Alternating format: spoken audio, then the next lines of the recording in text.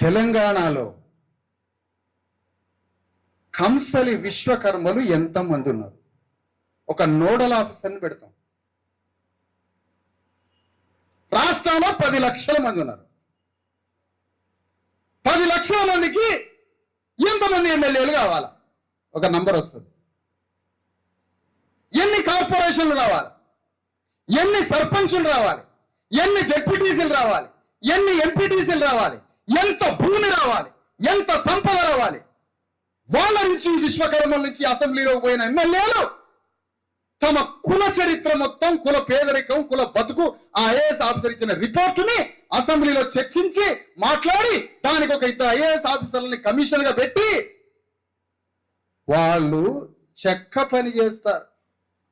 భూమిని దున్నడానికి నాగల్ని తయారు చేస్తారు. కాబట్టి వాళ్ళ వడ్రన్నం పనేదాన్ని మొత్తం ఆ కులానికి మోడర్నైజ్ చేసి ఇవ్వడానికి ఎన్ని వేల కోట్ల రూపాయలు కావాలో, ఆ వడ్లంగుల దుఃఖం నిర్మూలించబడడానికి ఎన్ని వందల వేల కోట్లు కావాలో ఈ 10 మంది విశ్వకర్మలు అసెంబ్లీలో పోయి అన్ని వేల కోట్లను మూట కట్టుకొని వచ్చి కులానికి పంచాల. ఇది మన రాజ్యం.